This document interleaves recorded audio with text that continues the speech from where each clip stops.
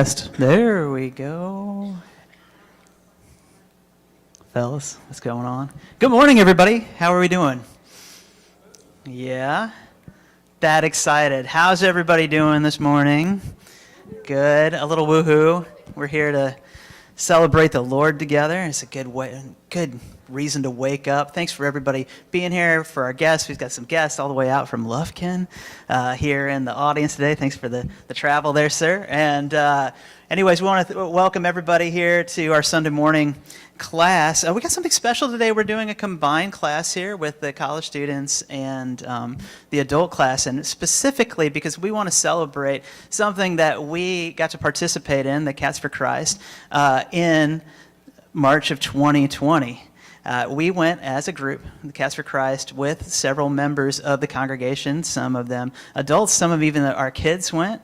24 of us went to Silva, North Carolina to do some service work on a thing called the Appalachian Trail. You can get the next slide here. For those of you guys who are familiar or not familiar with, the Appalachian Trail is a 2,100-mile trail that goes approximately from Springer, Georgia, to Mount Katahdin in Maine. It's through rugged country and through what we classically consider the frontier of early America. This is the dividing line from people moving west from the east in the early times. And so it's remained rugged all the way through that, and somewhere in the I think 30s or 40s, maybe Steve can confirm that, they decided they wanted to make sure that this heritage of the United States was taken care of, and so they made it national park land, and they have maintained a trail that goes all the way through the entire time. Now, somewhere around the 50s, there was a guy named Earl Shaffer. Earl Shaffer had been in World War II, and he had been in the South Pacific, and he had experienced a lot of tragedy, including his best friend dying.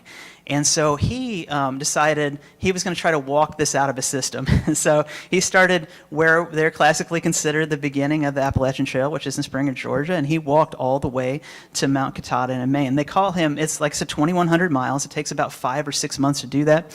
At that time, there wasn't really any improvements. He was just a guy with a tarp and relying on the hospitality of the people that he went through. But he walked through the whole thing, and hi, Jacob. He walked through the whole thing, and they call him the original crazy one. Okay, there's a reason why, because he's not the first crazy person. He was the first crazy person, but not the last. This trail has brought people, tens of thousands of people every year to come and just participate in it in different section hikes and things like that. But every year, about 2,000 or 3,000 people get together, and they try to walk the entirety of the trip, the entire 5 to 6 months. It's people from all different types of lives. Some of them are young and college-aged and full of life. Some of them are older, 50s, 60s, 70s, and they come out to walk, and they all have different reasons. But for whatever reason, and this place that we call America has just a special place in Americana and a special place in this country.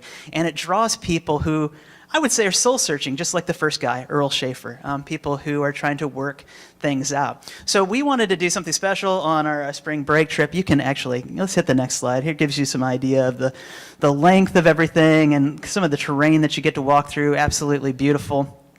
Also the kind of place that you walk through and things haven't changed in a long time. You might get offered moonshine as you're walking through from some of those places. Some of you have probably been around places like that. Let's hit the next one.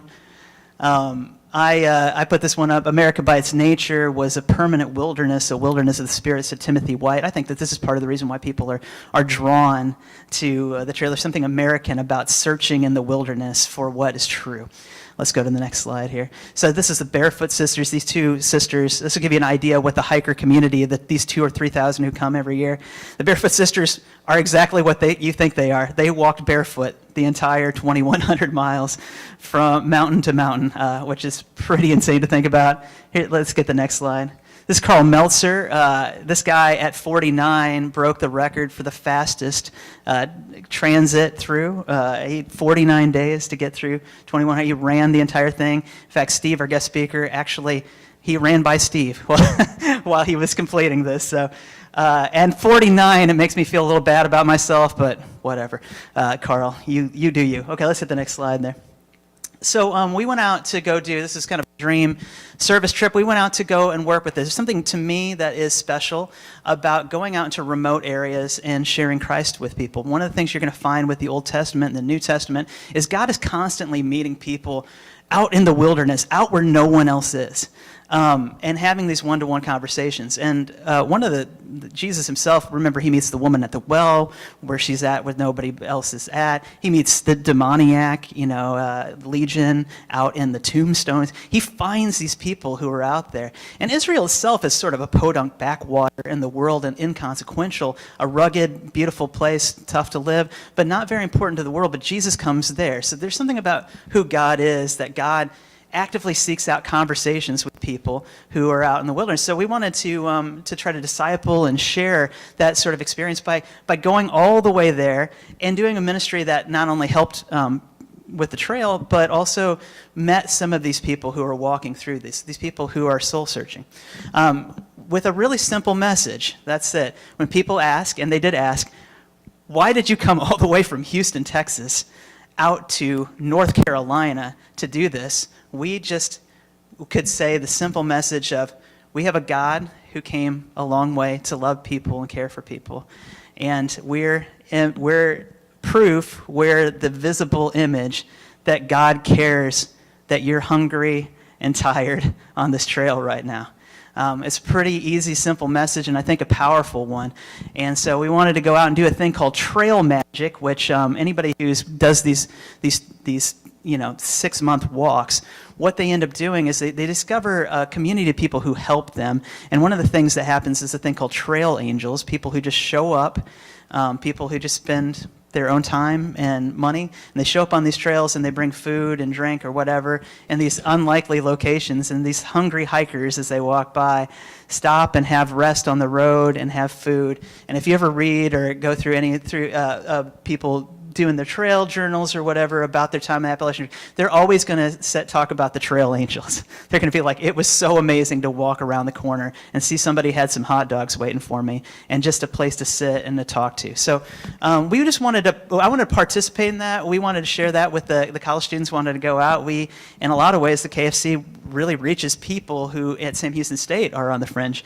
We really reached out to that. So it was just a way for us to explore that. And so we went out and did it. Here's some example up there in the right-hand corner. That's the trail maintaining group. All of those are older folks. These people are 60 plus, and they get out in these mountains and they fix these trails. And so we wanted to go up and help them fix trails. You can see Jacob and Caitlin in the corner there on a trail fixing a narrow thing, and you can hit the next slide there. You can see the equipment they had. It probably doesn't look like it from there, but that was a very steep hill. And we went out there and cut some logs and did some pretty hard work to maintain the trail so that people could walk through. You can see there's a bunch of us up there in the corner. You can see Dustin looking happy, because Dustin's always happy if he's got a tool in his hand. So we're good. And then two of our people actually, I think it was Colin and Sarah both, they actually went on a 10-mile walk with somebody through the trail, cutting branches and helping them do that on the first go, and survived. Good job. 10 miles. That's a long time. So it was a really cool thing, and those people were so cautious about us helping to begin with, and at the end of it, they said, "When are you guys coming back?" And so I just want to give some props to people who are more useful than me. You don't see me with the tools in there because I'm not good with them, but other people got that work done with the trail. And anyways, this awesome thing. Hit the next slide. Here's some of the people that we met along the way, people that we did trail magic with. You can go to the next slide. You can see we're out in the rain and all that kind of stuff. These guys were tough. We went out, rain or shine, to make sure these things happen. You can hit that next slide. This is Bill Curry. And Bill actually found me afterwards, and we've been in contact ever since then. We just randomly met on the trail. He's got a really fascinating story. Feel free to come back and come and talk to me about it if you want. But Bill wrote this to me a few months afterwards. I think often of our meetings and what events had transpired with me and with the world since then. I'm happy that God put us in the same place at the same time, because it was great to meet you and your crew. Bill now goes around and does trail magic at different trails, which is a pretty interesting thing. That's what he kind of does for a living. So it's a pretty cool connection. Let's hit that next slide. Taylor Moore was one of the girls who went on there. She got baptized on our trip, which was pretty awesome. What's special about this is that we didn't know where we could do this, so we just stopped on the side of the road in a town, and we snuck onto some kind of campus. It looked like it was a high school campus that had a pond, and we just like just rolled out into it a little bit stealth-wise. Let me tell you what, that water was gross, you guys, but Taylor was very happy in that. Now Taylor's teaching out there, by the way. Of course, we had some fun here, and you can see some of our people out there. We got to do some horseback riding, and we got to go out to eat, and we got to go check out some of the local sites. One more there. And here's some more. We stayed at the local student center there. They let us come and stay for the week, which was awesome. We worked with the local congregation, got to encourage them, and they encouraged us. That guy in the middle there, he runs a gem mine of all things, and came and gave us a devotional about gems and things like that in the Bible, and you can just see our happy group there on the right. Just a great time. You know, when we came back, COVID hit while we were in the middle of that. And when we came back, we were hyped. And we wanted to share our experience with you all. It was very special. And seriously, by the time, we didn't even know what was going on in the world. We were literally lost in the mountains and the woods. When we came out, all of a sudden school was canceled. COVID had canceled the world, basically, at that point. And we came back, and we were like ready to share with you all what happened. And we just didn't get the chance because of COVID happened. We were really sad about that. So it was just a special moment for us to get to share with you guys. We wanted to just take a minute to share some of these pictures and share some of our experience because it was really special. We can do this because the church here is very generous and helps us with all kinds of different things. And obviously the church was a vital infrastructure. We had several people who were part of the congregation here who went as chaperones, including Cullen and Sarah over there, and Scooter and all that kind of thing. And so it was just a really special, meaningful trip for everybody who was involved. So thank you all so much for just letting us go do something wild in the wilds out there. It really meant something to us, and I think it meant something to the people around. Now I wanted to do that's not just. So I want to give you a little bit more of a taste. I wanted to get you a feel for what it would be like for us on the trail. I was thinking that maybe we just get everybody who was on the trip in the van for like 10 hours without a shower and let you guys smell us, so you got a real experience of what this trip was like. But no, we're not going to do that. I'm going to do something a little nicer. I, through the process of this, wanted to reach out and find somebody who'd walk the trail. And through one of the students, I was introduced to a guy named Steve Johnson who has lived in Texas here and before, kind of bounced around and a bunch of different things, but he, at the age of 50, walked the entirety of the Appalachian Trail. That's not any trail, people, right there. You can go back, actually, if you want. That's just my beautiful people. You can leave it on the KFC if you want. I just have extra pictures in there because I like pictures, guys. I know you're fine. Steve came out and talked early with us. He came and met the group on one Wednesday night with the line, and then we got him to come out and do some talks with us on the trail and just talk about what it was like to be on there. And part of the process, especially on that Wednesday night, somebody came to me and said, "Gosh, man, I wish I had some adults who were there," and they said, "Man, I wish that we could have got to see this at the church building, because I think everybody would have really benefited from this." And so it's been my goal, and partially because I just love the guy, to get Steve to come out here and before. So we had some things working out. We tried to get Steve out here before, and we had him set up, and then somebody came and offered him a month-long trip to Maui to preach for free and stay for free out there. And for some reason he chose Maui. No, I'm just kidding. But once in a lifetime situation. I said, "Dude, you got to do that." So we missed that time. But he works with Sojourners. He works with the Church of Christ Disaster Relief. He's just been in Waverly.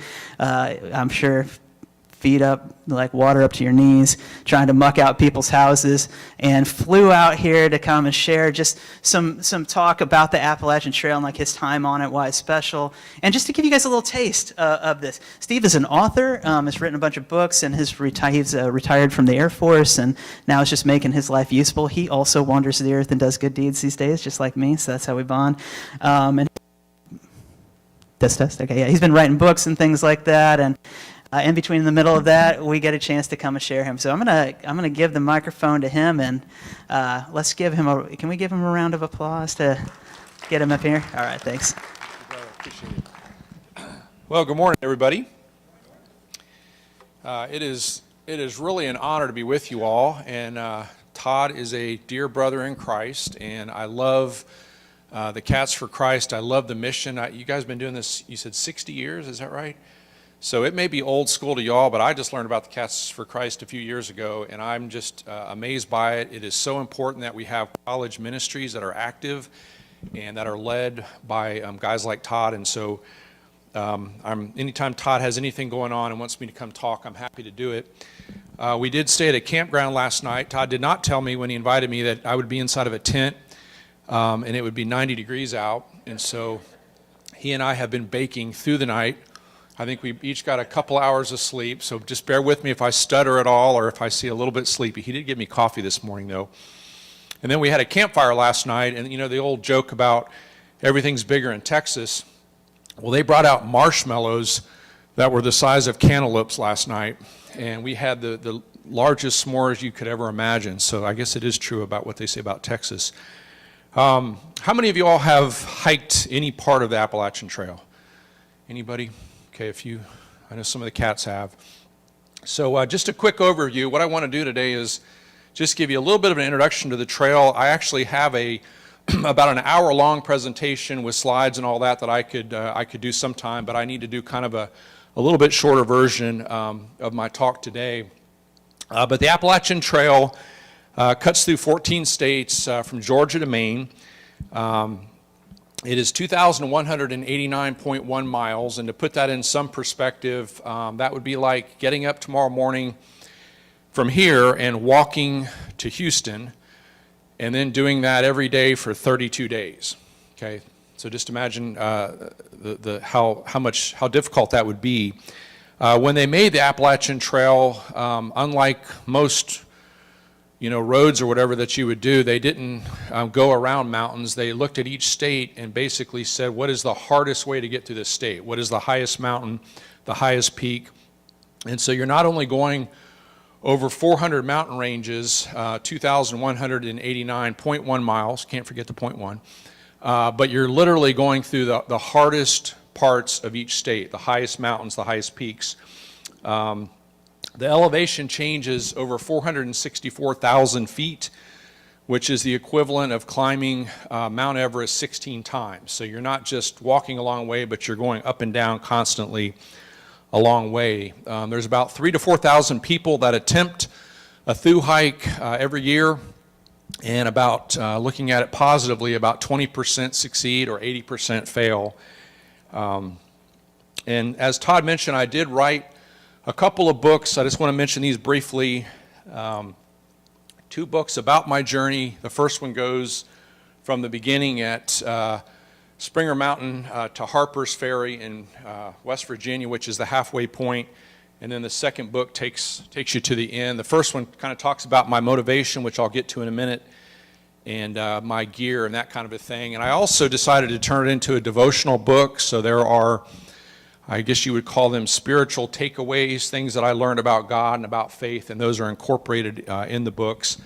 And then just a real quick plug, after that I wrote a devotional book called Faith in the Margins, which is, I took 16 family Bibles scanning about 100 years, and I pulled out notes from those Bibles, including a great-grandmother, grandparents, children, and wrote devotionals about that. And then I wrote, my wife and I co-wrote a book called The Eulogy, which is the only fictional book that I've written, but it also tells the nonfiction story of the Sojourners, which is a Church of Christ affiliated RV group that travels the country. And so I kind of use the lens of a fictitious man who is dying to tell the story, the true story of the Sojourners. And then last year I published a book called Spiritual Pursuit, which is it's another devotional book based on 14 popular board games. And so I take a game like chess and other games, and I draw spiritual lessons from them. And what I did is I packed a bunch of these books. I went and got an old Samsonite hard piece of luggage there, and filled them full of books, and I am leaving them here for Todd. I'm happy to sign them for you all, but I'm donating everything that comes in to the Cats for Christ. So if you would like a book, you can come get one. I'm happy to sign it.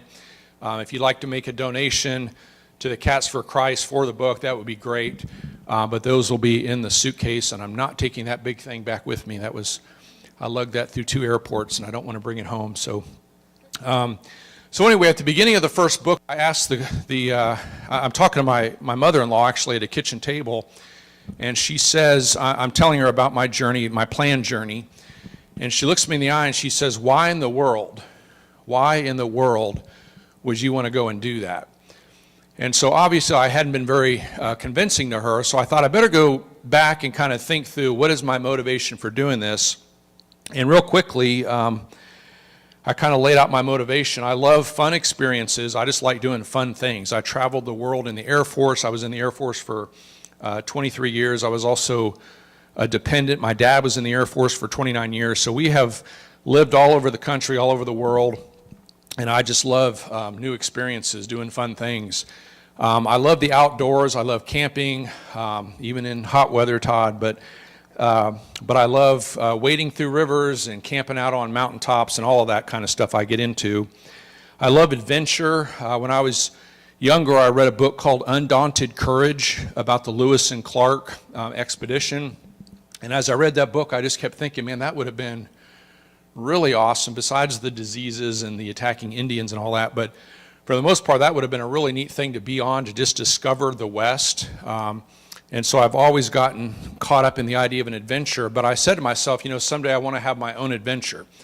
I don't want to go to the end of my life having only experienced adventures through other people, through their stories and their books and their movies. I want to at least one time have my own kind of crazy adventure. I love a good challenge. I love it when someone tells me I can't do something. And so I've run a couple of marathons, which took a lot of work, and I don't intend to do it again. But I just like the idea of this is a really hard thing that I'm really going to have to work at to accomplish. I love planning. And with the AT, there's a lot of planning, and I have a planning background in the Air Force. So the idea that I've got to get from point A to point B and survive with only what I can carry on my back, that was just really exciting to me. And it's not just point A to point B every day, but the big point A to point B, which is the 2,200-mile journey. So that was exciting. I wanted to help a family that was in Florida at the time that was trying to adopt a child, so we used the hike as a kind of a fundraiser. People pledged cents per mile, and so we were able to raise some money. And then the school that I taught at for a while, the 5th and 6th grade class there decided to kind of not really sponsor me, but use me as a case study or whatever. So they got a map of the Appalachian Trail, and I was represented with a little thumbtack. And so as I made my journey, this class kept up with my blog and that kind of thing, and they would move, about every 100 miles, they would move that thumbtack, and that thumbtack was me. And so I was very motivated by the idea that these young elementary students were tracking my progress. We also had a few FaceTime phone calls, and they were studying some of the states as I went through them. But the thought of quitting, I just in my mind, of course I over-dramatized this, but I had this idea, like if I quit, these poor kids are gonna be crying, and they're gonna walk over to this map and grab my thumbtack, and then they're gonna take it over to the trash can and toss it in there. And I thought, I just can't have that happen. I can't be the thumbtack that got thrown away. At the time, I had just turned 50 years old, and that may be a time when a lot of people decide to kind of throttle back a little bit. I wanted to throttle forward and just do something crazy, so the timing was right. My kids had gone off to college, and so we were empty nesters, and my wife was so tired of me talking about the Appalachian Trail. I'd been talking about it for 2 decades, and she just said, why don't you just quit talking about it and go do it? And so before she could change her mind, I was like, okay, I will. And so I started, getting my stuff together. And then the last reason I would say is because my mom, who passed away, she had gotten cancer, was diagnosed in January of 15 and died about 8 months later. It happened pretty quickly. But as she was on her deathbed, literally, I talked to her about the Appalachian Trail And I made a commitment to her before she passed that I would at least start it. Now, she didn't tell me, it wasn't one of those things where her last words were, "You must finish the AT." But she did challenge me to at least start it. She says, "At least give it a try. If you don't make it, you don't make it, but at least try." And so that was another motivation. And my dad allowed me to take some of her ashes with me. So I had a little bag in the back of my backpack full of some of her ashes. And so for those 2,200 miles, I had Mom on board in a sense. Now, really, she was in heaven, but there was a sense in which she was with me and certainly was with me in spirit. And so I share those reasons because that was my motivation for hiking the Appalachian Trail. That's why I did it. And I think one of my big takeaways, and one of the things I would have you think about today, this morning, is when you have a compelling why, when you have a compelling why for something, you will figure out the how. Okay? Does that make sense? When you have a strong enough set of reasons, and I just shared 10 with you there, when you have a strong enough set of reasons for why you want to do something, you're going to figure out how. And just as an example of that, I'll pick on my friend T here, who T and Mary are visiting this morning, and we go back to our time in Maryville. But I want you to imagine that I tell T that on a tree outside here, there is a bag with $1 million in it at the top of the tree. Let's just imagine there's a bag with $1 million. How many people think T's going to find a way to get that bag? Okay. So what's T going to do? He might try to climb the tree. I don't know. He's an older guy. I'm just saying it might work. He might get a bucket truck. He might rent a bucket truck and it raises him up. He might cut the tree down. He might get a drone or something. I mean, I don't know what T's going to do, but if there's $1 million at the top of the tree, T's going to get that $1 million. Okay, he's going to find a way. And the reason he's going to find a way is because he has a very compelling why. He has a really compelling reason to do it, and when you have a compelling reason, you find a way to do it. And so what I want to encourage, especially the young people today, but really everybody in here, but especially the college students, is I hope you have some big dreams. And I hope you guys are dreaming some big dreams and have some big plans in life. And I hope some of those big dreams and those big plans are related to your faith. Have some big dreams for God. Some dreams that when you share them with people, they're like, "You want to do what? You want to open an orphanage, or you want to be a missionary, or go to Australia for 6 years like Todd did, or but have some things that are faith related, that are crazy big dreams, the big hairy dreams, as I like to call them. But when you have those dreams, and I hope that you do, spend some time on the why. Spend some time on why do I want to achieve that? And I made a list of the 10 reasons, because I can tell you when you're pursuing those dreams, things are going to happen. And obstacles are going to come up. And if you don't really have set in your mind why you're doing it, and it's not just this overwhelming sense of purpose behind it, then you're probably going to quit. You're probably going to want to give up. And so really spend some time on the front end of coming up with the why. Colossians 3:23, it says, whatever you do, work at it with all your heart as working for the Lord, not for human masters. And do you catch the motivation there? Do you catch the why there? I'm working for the Lord. In other words, the Lord has put me in the game. The Lord has a purpose for me. Whatever I do, the Lord has a purpose for me. He's using me in His kingdom. And that ought to be really motivating to us. The idea that God has put us into the game. Okay? He has made us a starter, and He has put us on the front lines. And so if we're really concerned about lost souls, for example, well, then we ought to be pretty motivated to evangelize. It shouldn't be a challenge to really share our faith if we're really motivated about lost souls. If we're really concerned about loneliness or depression or suicide rates or whatever it might be, then we're going to be pretty motivated to help people who are struggling, okay? Because we have that why, that purpose behind it. If we're really interested in having Christian friends, if we think that there's value in that, and I really do, well, then we're going to come to the church fellowships, and we're going to come to the Cats for Christ events, and we're going to be involved, and we're going to be part of that community because we value what we can get from that. And if you really want $1 million at the top of the tree, you're going to find a way to climb that tree. And if you really want to achieve the benefits of an AT hike, well, then you're going to keep hiking, and you're going to finish the trail. So I really wanted to hike the AT. I had those reasons. And that motivation is what propelled me and allowed me to keep going, even though there were many times when it would have been very easy to say, I want to quit. I miss my family. The weather's bad. I'm chafing. My feet hurt. Lots of reasons to quit, but you got to have more reasons to stay. So then another question I get on the trail is people say, did you go by yourself? Okay, were you a solo hiker? And for the longest time, I answered yes. I said, yes, I was a solo hiker.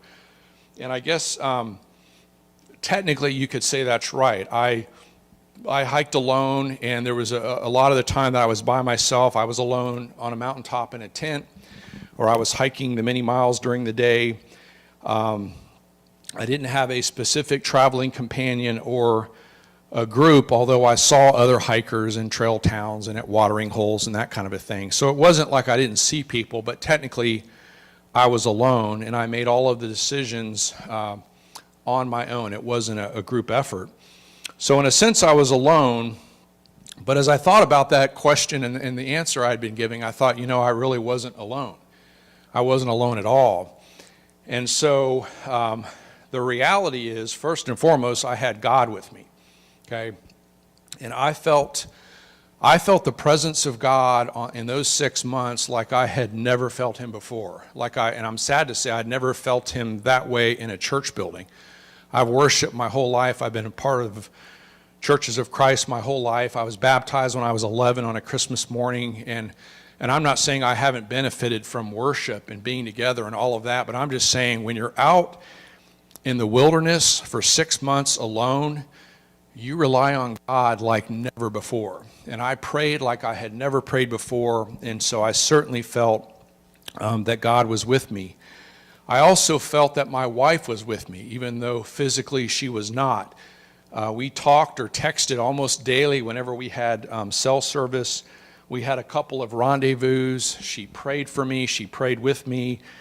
She sent me some care packages. She supported me like no one else, and so to say that I was hiking alone, it kind of discounts the role that she had in my journey, and so she was definitely with me as I was there.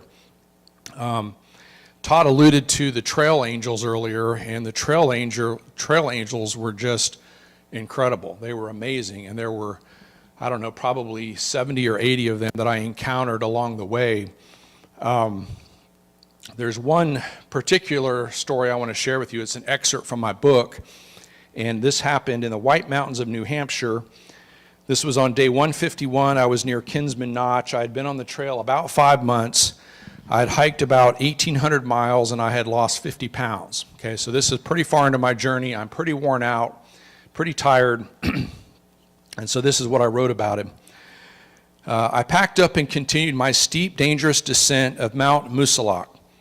How steep? From Beaver Brook Shelter to Beaver Brook, the AT drops 1,852 feet over 1.3 miles, a nearly 27-degree slope. The beautiful cascading waterfalls running parallel to the trail for most of the descent are a nature photographer's dream, but make for a very slippery trip down the mountain.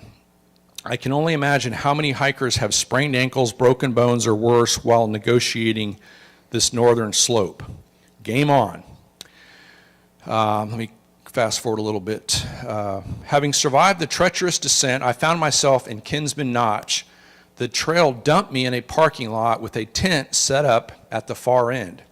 After 1,800 miles of hiking, I can spot trail magic from a mile away, and that's what awaited me.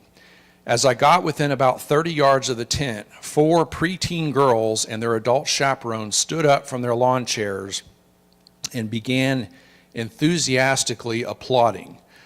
I looked around. Was there a celebrity behind me? Had someone just changed their flat tire? What could possibly have happened in my vicinity warranting a standing ovation? I looked down and saw the girls had written a series of messages in chalk across the parking lot leading up to their tent. Way to go. You're awesome. Keep on hiking. AT through hikers this way. You're almost done. Fabulous. You can do it. Ready for some magic? It turns out the applause and the messages were for aspiring AT through hikers, and I was their first customer of the day. They were clapping for me, a smelly stranger. To this day, I still get misty-eyed thinking about that moment. Those girls were thrilled to see a hiker, and for just the second time in my journey, I felt like a rock star. More precisely, I felt like a 10-foot-tall rock star ready to take on any and every challenge the AT could throw at me. Among hundreds of great moments on the Appalachian Trail, this one would remain in my top 5. Those sweet girls gave me high fives, pulled up a chair for me, and went over the lengthy menu of food options. Over the next half hour, I got to know the Girls of Summer, a read, write, and hike club from Lincoln, New Hampshire. Part of their mission is to do community service, and I was the fortunate beneficiary of their efforts. They asked about my trail name and giggled as I told them the story, and that story's in the book. While munching on everything from cookies to sandwiches to celery, I shared stories of my encounters with wildlife and other hikers. In return, they filled me in on the books they had read, their favorite school subjects, and how they prepared for Trail Magic Day. So here is this group of girls who didn't know me from Adam, and yet they made my day, and they encouraged me, and they were clapping for me, a smelly stranger. Have you ever made anybody feel that way in your walk? Have you ever made anybody feel like a rock star just because they encounter you, just because they're around you? Have you ever had anybody make you feel that way? It's a powerful moment to make somebody feel like a rock star or to have somebody make you feel like a rock star. And I had this happen time and time again, maybe not to that extreme, but I had it happen time and time again through these trail angels. And so to say that I hiked the AT alone, not really. I had the trail angels along with me. And of course I had the fellow hikers that were along with me, and we encouraged each other. We had our own vocabulary, our own little idiosyncrasies. We knew each other. We helped each other. We helped each other get through it, and what a difference that made in all of our journeys to know that we were not hiking it alone. So how does that apply to our spiritual journeys? Why do I want to bring that up today? Is our Christian walk, think about this, is our Christian walk a solo hike, or is it more of a group effort? And I think there is a sense in which it is a solo hike. I personally have to make a choice about God. I have to believe and repent and confess and be baptized and live faithfully, and only I can do that. On Judgment Day, when I meet my Creator, I can't have Him look at Todd's record and say, well, this is what Todd did, and that's how I'm going to judge you. He's going to judge me based on what I have done and whether or not I'm a Christian. So there is a sense in which it is a solo journey. Our spiritual journeys are solo. But I think there's also a very strong sense in which we are all in it together, that we're knit together, which is one of the themes that the Cats have this year. In fact, there are 59 verses in the New Testament alone that are one another verses. Be at peace with each other, wash one another's feet, be devoted to one another, honor one another, live in harmony with one another, instruct one another, forgive one another, teach one another, pray for each other, love one another, more than a dozen times. So over and over again in the New Testament, we have this sense of one another, that we are on this journey together as Christians. And when I read those one another passages, I start to get a sense that maybe this spiritual walk that we're on is not a solo hike. It is more of a team effort. It is more of a journey. Growing up, I often heard preachers preach from Philippians chapter 2. And verse 12 says, "Therefore, my dear friends, as you have always obeyed, not only in my presence, but now much more in my absence, continue to work out your salvation with fear and trembling. And most of the times growing up that I have heard that passage, and the point that the preacher would make is you got to work out your salvation. You got to work it out on your own with fear and trembling. That's typically the way that we use that. However, if you look at that passage a little bit closer, the word "your" there is actually the Greek word "huton," which is actually a plural possessive. So what Paul is saying there is, y'all need to work out your salvation with fear and trembling, or as we say in Maryville, all y'all. Okay, all y'all need to work out your salvation. And so yes, we're going to be judged individually as Christians based on our decisions that we make, but there is very, very much a strong sense in which we are in this walk together, and we're to work it out together. And so even though I finished the AT and I got a certificate that just had my name on it, and it was in a sense a solo hike, when I see that certificate, I think about the influence that God had on me, that my wife had on me, that these trail angels had on me, and that these fellow hikers had on me. And I look back now and say there is absolutely no way I could have done that hike truly alone without the help of other people. And as you guys go on your spiritual journeys as Christians, there are going to be hundreds and maybe even thousands of people who are going to help you on that journey. You're going to have Bible class teachers, you're going to have mentors, you're going to have preachers and teachers and elders and deacons and campus youth ministers and spouses and children and grandparents and all sorts of influences on your life who are helping you on that journey. And they're kind of helping you along, and they're setting an example for you, and they're encouraging you. And so yes, there's a sense in which we're on a solo hike as Christians, but I think there's an even stronger sense in which we are in this journey together, and we're to work it out with fear and trembling as a group, and to encourage each other. And so that's why I love what Todd is doing with the Cats for Christ. Their theme to be knit together. At the campground last night, we talked a little bit about what that means to be knit together.